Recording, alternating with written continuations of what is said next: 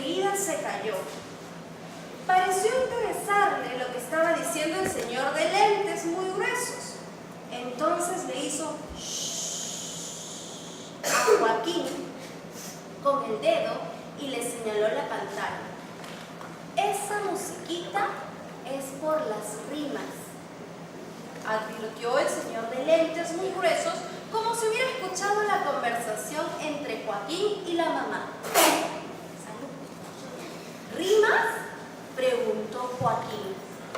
El señor de lentes muy gruesos continuó.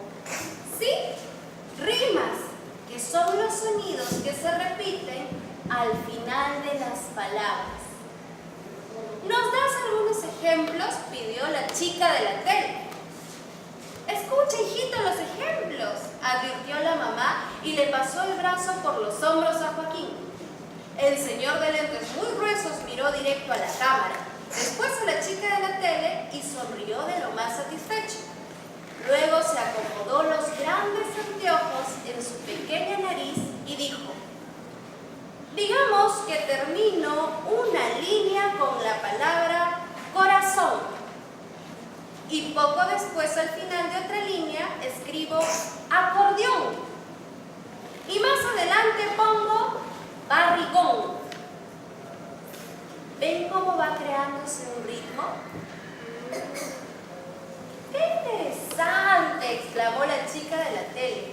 Y con nuestros amigos televidentes podemos seguir poniendo palabras. Yo digo camarón. Y la mamá intervino enseguida y dijo indigestión. Joaquín no quiso quedarse callado. ¡Calzón!, gritó y se echó a reír. La mamá lo celebró y le dijo que ya había aprendido a rimar, pero que tenía que encontrar palabras bonitas para llegar a ser poeta. El señor de lentes muy gruesos intentó explicar que no era necesario usar palabras bonitas, pero Joaquín interrumpió para aclarar a su mamá. ¿Acaso quiero ser poeta? ¿Y qué quiere ser? Una corneta. ¡Buenaza!, exclamó la mamá y replicó. Mejor una carreta. Joaquín se mató de risa. Después se quedó mudo unos instantes y chilló. ¡Una escopeta! La mamá exclamó entre cosquilleos. ¡Una chuleta! Así fue como empezaron a jugar a las rimas ese sábado por la mañana, y es cuando se inicia nuestro cuento. Una servilleta, una carpeta, una chancleta, una maleta. Y solamente ha sido un poquito de esta historia. Ahora sí voy a preguntar de nuevo. ¿Quieren conocer a la persona que escribió este cuento? ¡Sí! Pero más fuerte. ¡Sí! Muy bien. Voy a invitar aquí para que nos acompañe y nos cuente, y ustedes le hagan las preguntas que quieran, pero levantan la mano siempre, ¿ya? Levantan la mano cuando le quieran preguntar algo, y también vamos a escuchar lo que nos tiene para contar. Y voy a pedir aquí adelante que venga Jorge Lara, por favor.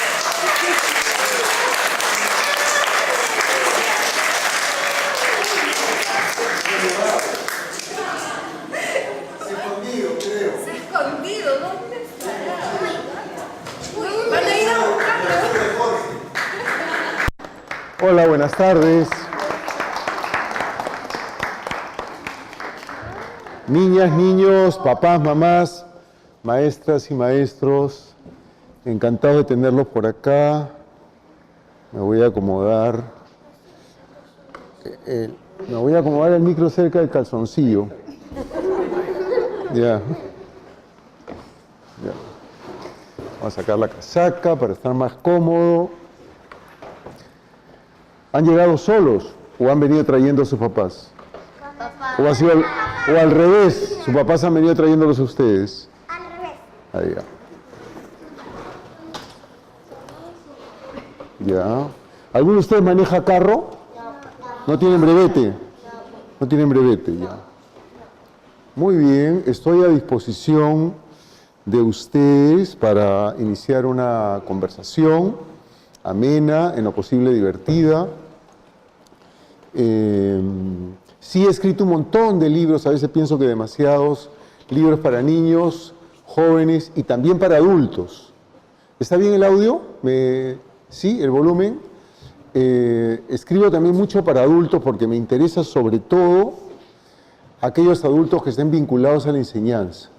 Yo he sido toda mi vida profesor, llevo más de 40 años como profesor y he combinado la enseñanza al comienzo escolar. He sido profesor de primaria, nunca de inicial, pero he sido profesor de primaria, de secundaria, de la universidad, incluso después de la universidad viene el posgrado.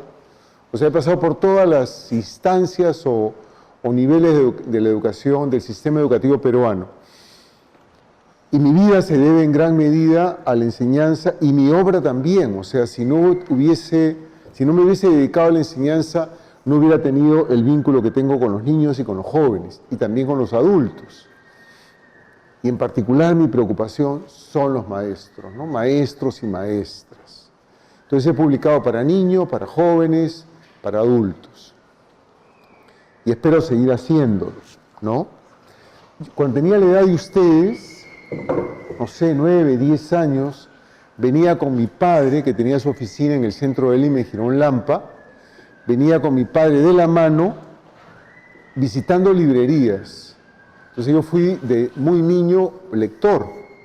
Mi padre tenía una biblioteca muy grande en la casa y además de tener una biblioteca muy grande, mi padre era un gran lector, porque tú puedes tener una biblioteca para decorar tu casa y no leer mucho. Mi padre era un gran lector. Entonces para mí era casi como jugar con un juguete el vínculo con los libros, ¿no? Aunque no supiera leer, coger un libro, ¿no? Ojear un libro, mirar las ilustraciones, sentir curiosidad por el libro, era parte de una costumbre de todos los días, mis hermanos y yo, ¿no? Eso es importante para formar lectores. Porque si vamos a seguir creyendo que la lectura solo es un ejercicio escolar, no es así. Hay que leer en el colegio y hay que leer en casa. Y hay que hacer que los papás nos cuenten cuentos. Mi papá me contaba cuentos, mi mamá me cantaba rondas infantiles. Estos juegos de las palabras, por ejemplo, que hemos escuchado en Joaquín, en Travesura de Joaquín, la hacíamos con mi papá o con mi mamá cuando íbamos en el carro, y mi papá iba jugando con las palabras. Nos gustaba eso. Entonces, acercarnos al idioma y acercarnos a la parte creativa era lindo para nosotros, era como armar un Lego, ¿no?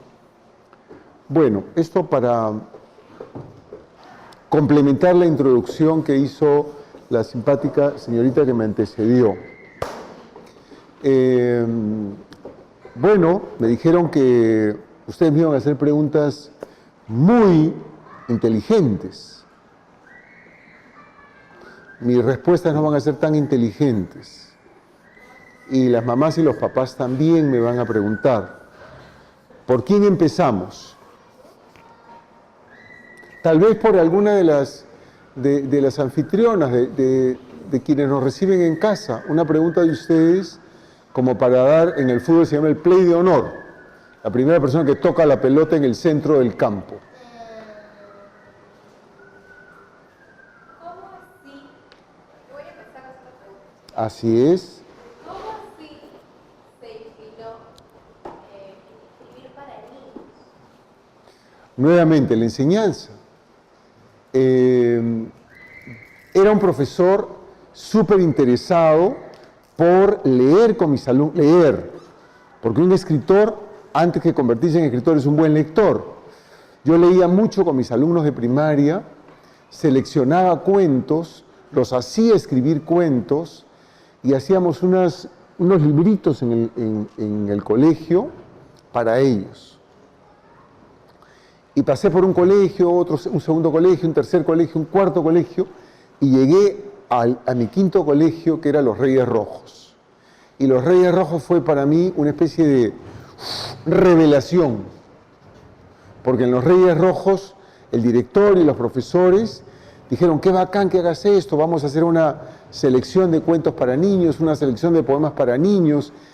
Y allí, el año 83, empecé a escribir unos poemas chiquitos para niños, que están acá.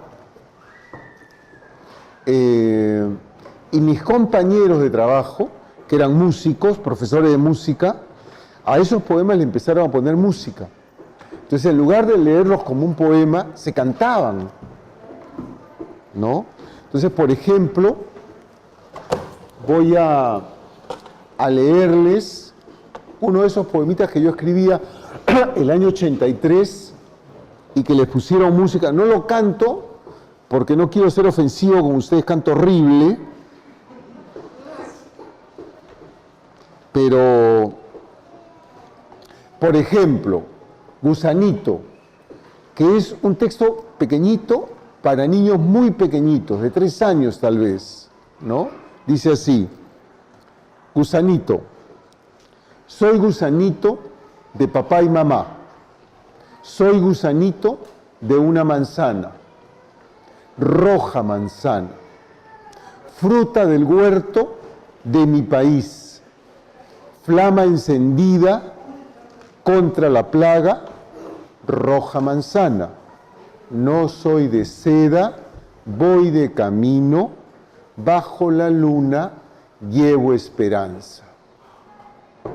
Ese es todo el poemita, un poco político, algunos habrán entendido también el sentido político de ese texto, y mis compañeros de colegio, los profesores de música, le pusieron música. Entonces los niños la cantaban.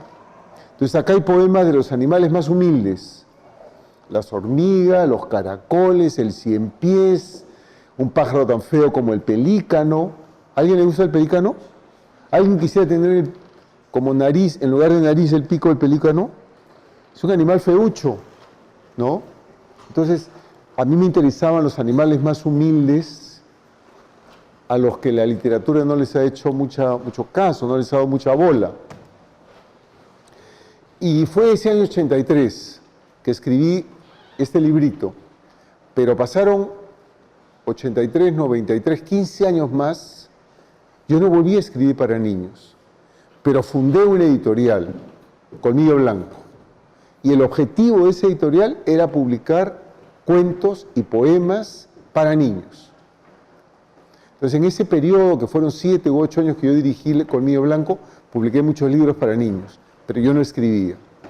Y luego una invitación de una amiga, ¿tienes algo para niños? Escribí mi primer cuento para niños, como para 5º, 6º grado de primaria, y terminó creciendo y convirtiéndose en una novelita. Esa fue mi primera novela, que no la veo acá. En realidad tienen pocos libros míos, ¿ah? Me puedo picar. Se llama La niña de la sombra de colores, que nació de esta manera. Yo estaba, ven conmigo un momentito.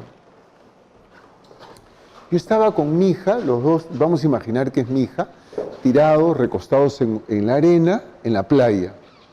Entonces de pronto yo noto que mi hija lleva varios minutos, largos minutos, en silencio.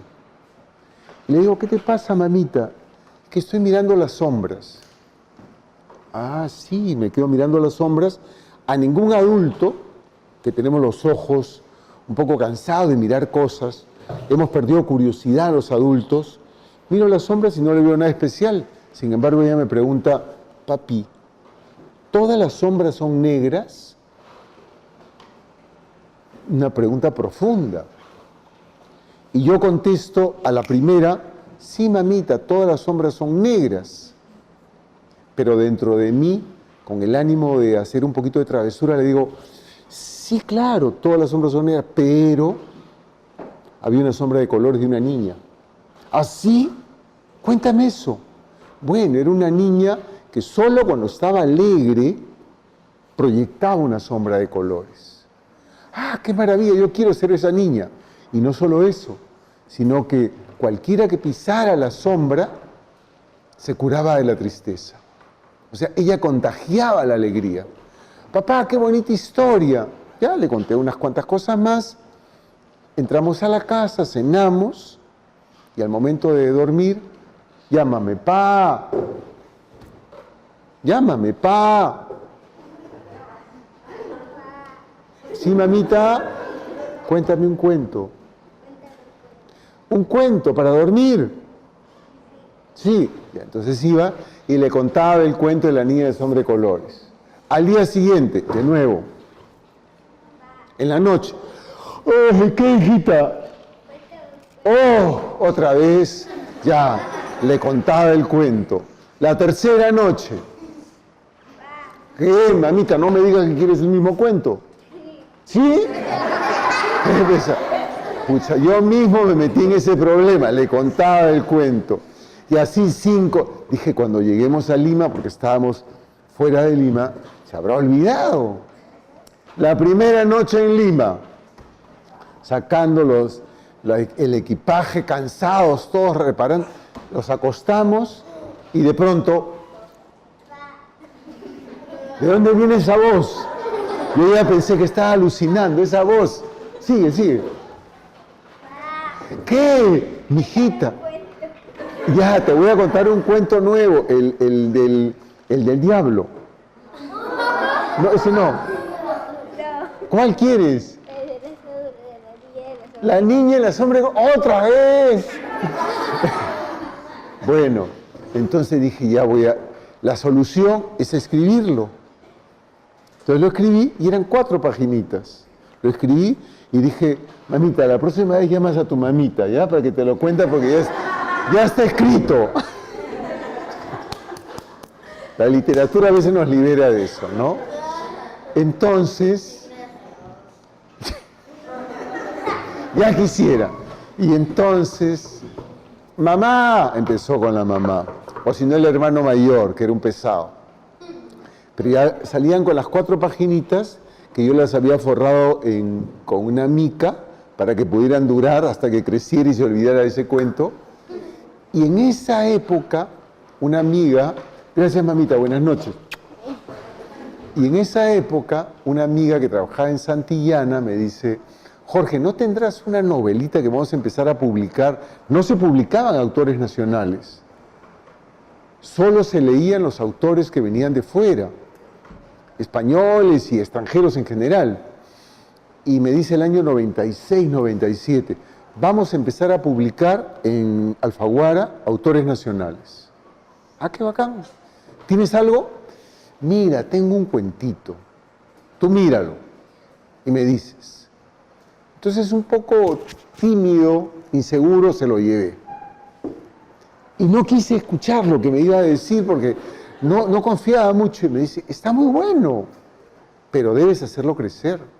¿Tú crees que puede crecer? Yo nunca había escrito algo para niños largo.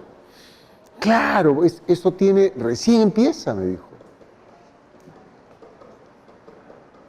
Lo medité unos segundos y le dije, ya, dame una semana, o tal vez semana y media.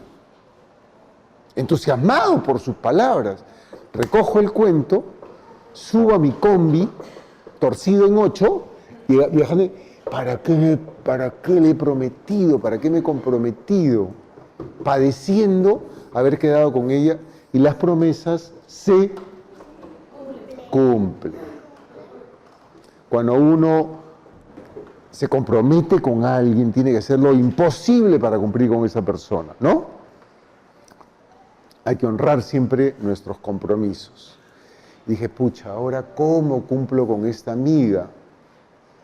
Entonces me ocurrió pensar, recordar aquellas travesuras que hacíamos de niños, sobre todo mis hermanos, porque yo era un gordito que miraba a mis hermanos hacer travesuras, yo no las hacía, ¿no? Yo era un gordito dormilón y comelón. Eso es lo que recuerdo de mi infancia. Y más bien me alegraba de ver a mis hermanos que correteaban, que se rompían la cabeza. Yo aspiraba alguna vez a romperme la cabeza y nunca me rompí la cabeza.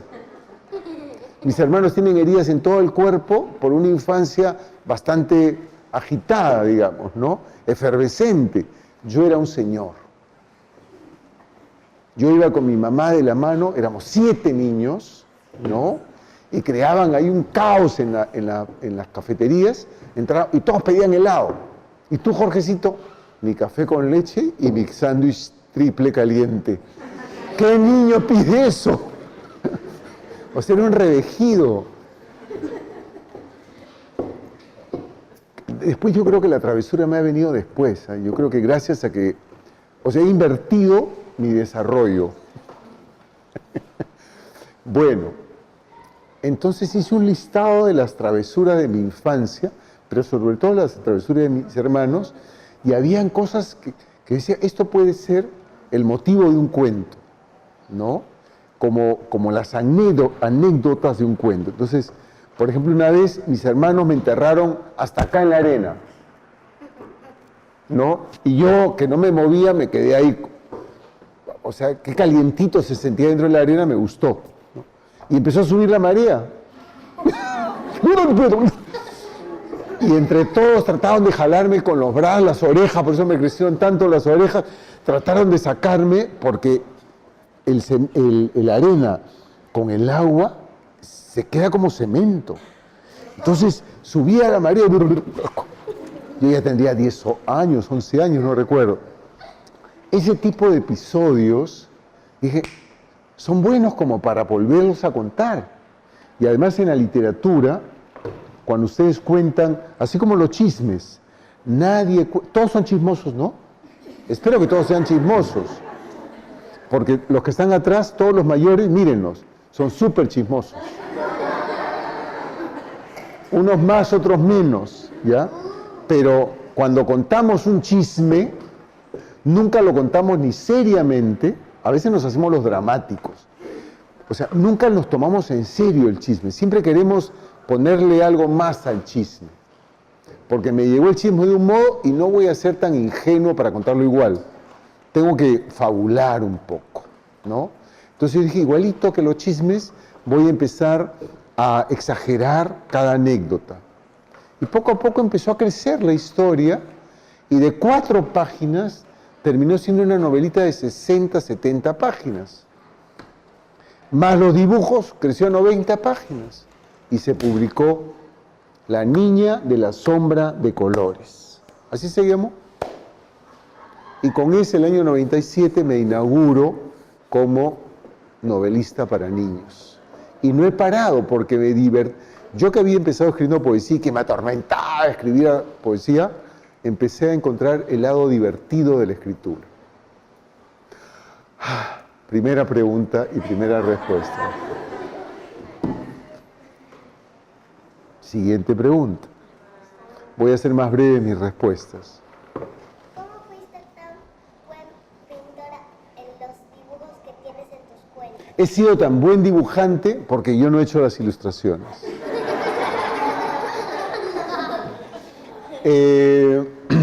En la empresa que se encarga de publicar los libros, me preguntan, Jorge, ¿quién quisieras que ilustre o quién quisieras que dibuje tus cuentos o tus poemas o tus novelas? Entonces, yo más o menos, dependiendo de la historia, le digo tal persona o tal persona o tal persona. Entonces, con esa persona que eligen, yo me reúno una vez, le doy algunas ideas y luego me aparto y lo dejo a él trabajando solo para ver qué maravillas hacen, de qué manera mejora, porque siempre mejora las historias cuando es un buen ilustrador o una buena ilustradora. Si no son buenos ilustradores, aplanan el texto. Si son buenos, es como si le echaran levadura a un bizcocho. Lo hacen más hermoso, más apetitoso, más sabroso, más oso.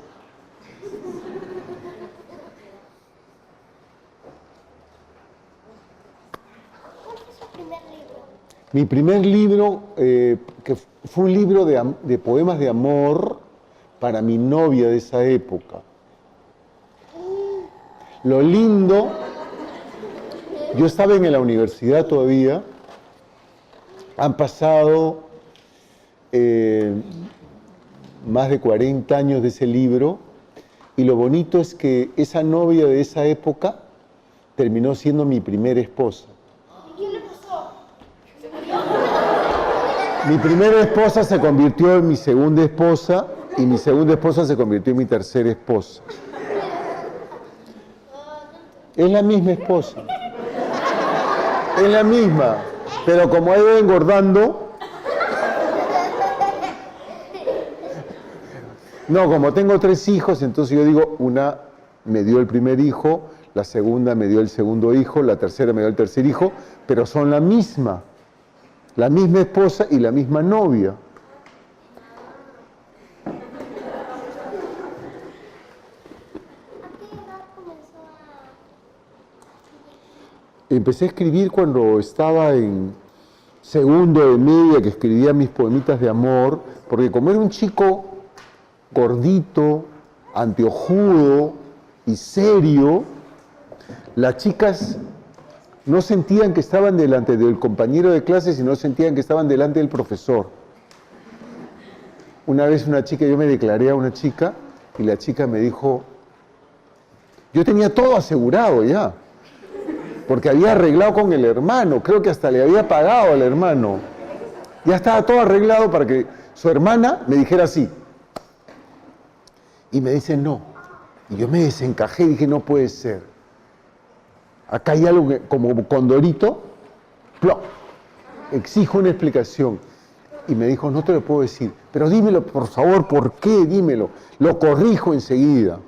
Pero yo te quiero, me gustas. Y me dijo, es que hablas como profesor. Que a un chico de 13 o 14 años le digan eso, es mortal, ¿no? Que un chico de esa edad hable como profesor. ¿Cómo hablaría yo entonces, no? Entonces ya escribía yo, pero escribía en las últimas páginas de mi cuaderno, me robaba poemas que yo leía, o me robaba versos de poemas, o me robaba versos de canciones, porque las canciones en esa época, algunas tenían muy lindas letras. Entonces, ven para acá, decía yo un versito, una letra, y la ponía en una carta, ¿no? Hacía mis cartas de amor, ¿no? Tuve una novia 9 meses a la que le mandé todos los días cartas, nunca me contestó.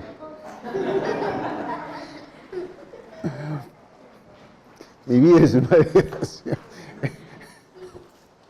Bien, siguiente pregunta. ¿Cómo inspiraban tus cuentos? Hay 2 momentos, me pregunta por la inspiración, hay 2 momentos. Uno tiene que ver con una especie de deuda con mi familia, me interesa mirar lo que está a mi alrededor, mis hermanos, mi esposa, mis hijos, mis padres, me inspiraban para escribir mis primeros cuentos. Pero después, hace como 10 años, me interesan ya no los problemas de mi entorno o las situaciones de mi entorno inmediato, sino me interesan mi país. Cada vez me interesan más los problemas del país, tanto en la literatura para niños como en la literatura para adolescentes.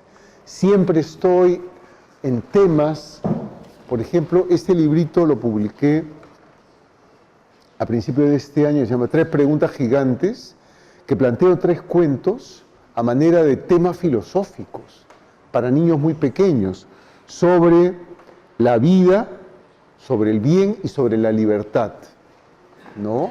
O sea, en momentos de que el Perú tiene tanta corrupción y todo este problema político, me interesa plantear problemas que los niños no solamente se diviertan, sino reflexionen sobre lo que está pasando en el país.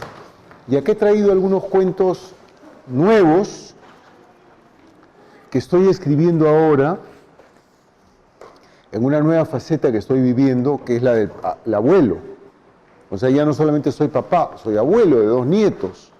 Entonces el abuelo mira las cosas con ojos distintos, ¿no? No son los ojos del papá ni los ojos de la mamá. Entonces tengo esas 2 formas de inspiración ahora. Siguiente pregunta.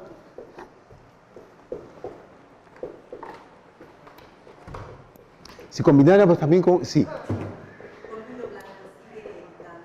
Ha pasado un fenómeno curioso con Colmillo Blanco. Yo lo creé el año fines del 86, se mantuvo hasta principios del 90. Pero cuando apareció ese monstruo llamado Sunat, yo nunca pensé tener Colmillo Blanco como una empresa, porque soy completamente negado a cualquier cosa empresarial. Para mí era una aventura universitaria los Colmillo Blanco. Entonces desapareció Colmillo Blanco en los 90. Sí, la editorial se murió por desatención. Pero hace 2 años, 2 exalumnos míos de la Universidad de Lima me fueron a visitar la casa y me dijeron: Jorge, queremos resucitar Colmillo Blanco, ¿nos das permiso? Y yo me sentí honrado, porque todo maestro, toda maestra debe sentirse congratulado, reconfortado, si hay chicos que están siguiéndonos los pasos, y si nos superan mejor. Le dije: enhorabuena, si quieren reanudar Colmillo. Entonces ha empezado Colmillo Blanco a publicar, pero ya no bajo mi dirección. Yo soy un simple lector ocasional de Colmillo. Me dice: tengo este libro, lo miro, digo: sí, vale la pena, ¿no? Ese es todo el papel que tengo ahora en el nuevo Colmillo Blanco. Queremos que publique también para niños, que fue la única condición que yo le puse a los chicos. Colmillo Blanco nació publicando para niños, quiero que siga publicando para niños. Gracias por la pregunta. Sí. ¿Cómo no?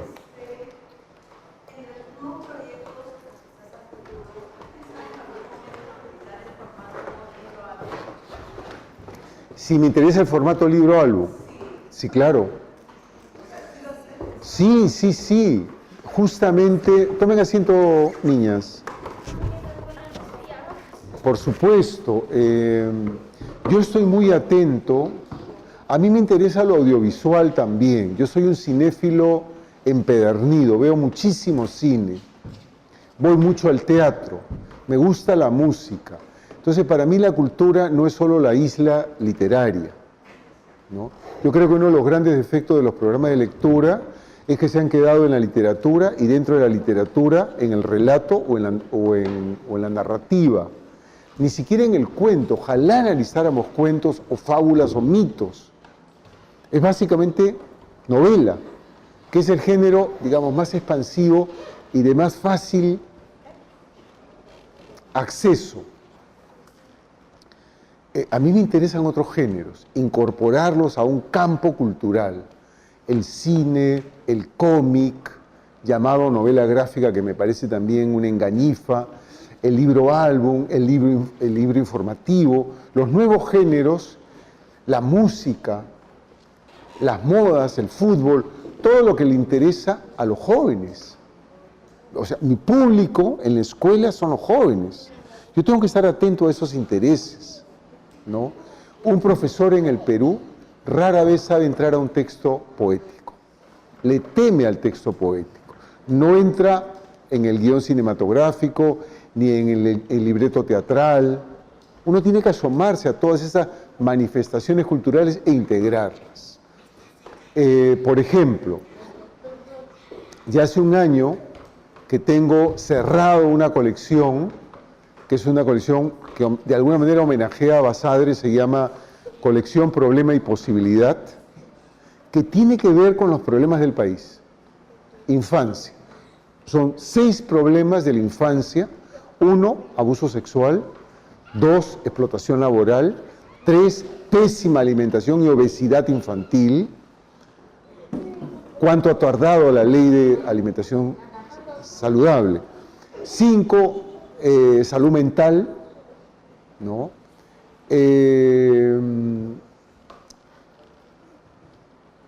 ¿Qué más tengo? Son 1 o 2 temas más. Es una colección de 6 títulos. Ya aparecieron 3. Y es libro álbum.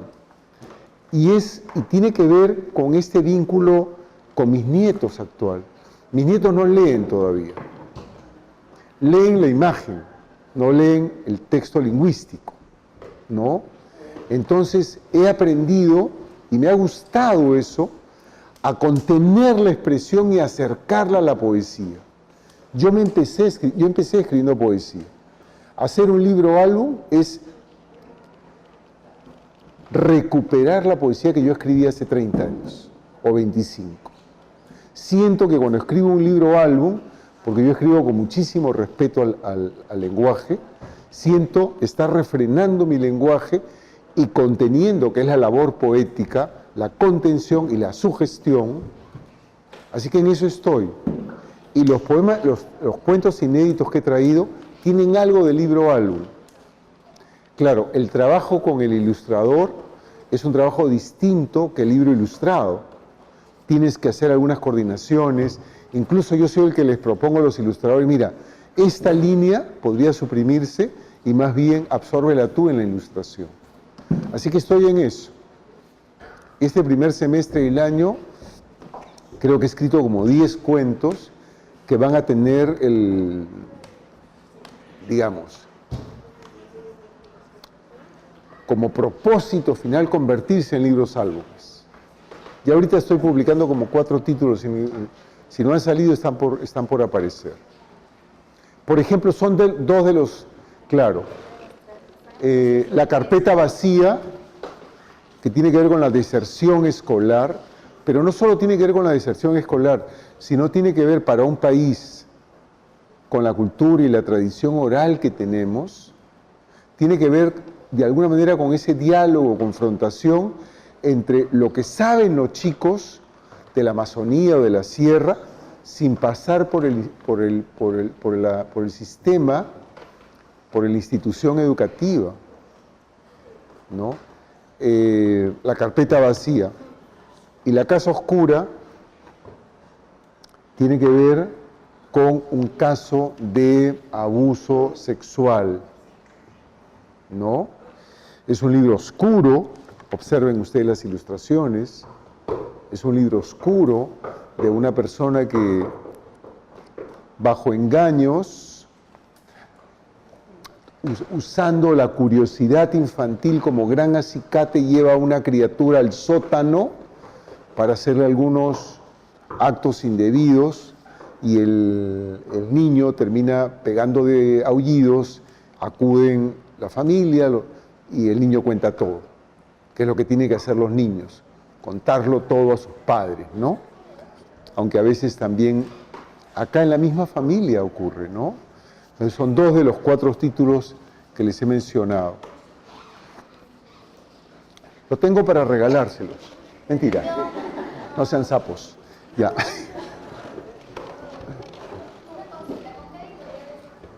Esos títulos han salido con Animal de Invierno, Estación La Cultura, pero van a continuar con Random House. En este momento están en librerías, ¿ah? Yo soy un autor un poco despreocupado del asunto comercial. Yo no veo nunca un contrato, no veo nunca mi liquidación, de todo se encarga mi esposa, mi primera, mi segunda y mi tercera. Por eso tengo 3 esposas. Sí. ¿Perdón?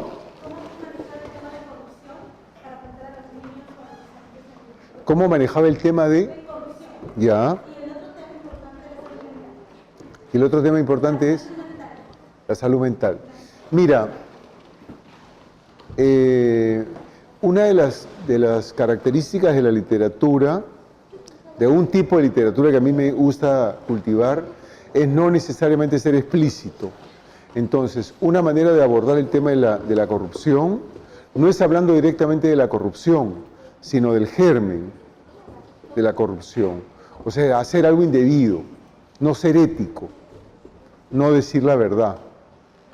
Tenemos una congresista en cuyos datos figura estudios universitarios y no ha terminado siquiera el colegio. O sea, ha faltado a la verdad. Entonces, un cuento tiene que ver con ese asunto, verdad y mentira. ¿De qué manera distinguir la verdad de la mentira? ¿De qué manera optar por la verdad? ¿De qué manera es tan valioso optar por la verdad? ¿No? Aunque no te descubran, es como el que va en un carro y no hay policía y te pasas el semáforo rojo. O sea, no es el respeto al reglamento, es simplemente si hay alguien o no que te está vigilando. Eso hay que romperlo en el país, ¿no? Entonces, voy al fondo de las cosas, porque yo creo que la literatura debiera reflejar eso, debiera revelarnos verdades profundas, no solo la superficie, ¿no? Ahí hablo de la verdad, hablo de la vida, de qué necesario es apostar por la vida. Hablo de la libertad, gocemos de la libertad, ¿no? Hay gente que todavía en el país reclama gobiernos dictatoriales. ¿Cómo es eso? Vamos a cumplir 200 años de república, un par de años, y estamos reclamando un gobierno autoritario y dictatorial y militarizado. Me parece descabellado. Es en gran medida nuestra inseguridad de autogobernarnos, ¿no? Eso con respecto a la corrupción y a una serie de lacras sociales. Respecto a salud mental, yo tuve una imagen, a ver, con ustedes. Un día tuve una imagen, no una idea, una imagen. Mi imagen era un bulto, una soga amarrada al bulto y amarrada a un palo, a una estaca que estaba clavada en algún sitio. Esa fue mi primera imagen. Un bulto, una soga y un palo. Poco después me acerqué, o con el zoom hice un acercamiento, y era no un bulto, un animal, porque tenía movimiento, una soga y un palo. Me acerqué un poco más, y eso que parecía un animal era un ser humano. Era un chico de 12 o 13 años, un poco desarticulado, ¿no? Unido por una soga a un palo. Dije, en esa imagen ya tengo un cuento. ¿Quién puede ser su madre?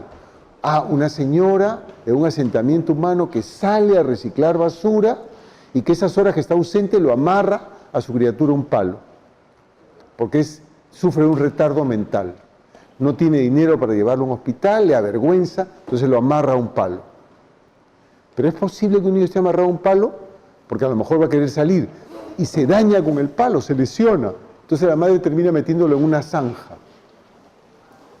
Y lo encuentran unos niños que están por ahí buscando basura, escuchan unos ruidos guturales, se acercan y se quedan asombrados de ver a esta criatura metido en la zanja. Ya tengo la historia, a partir de una imagen.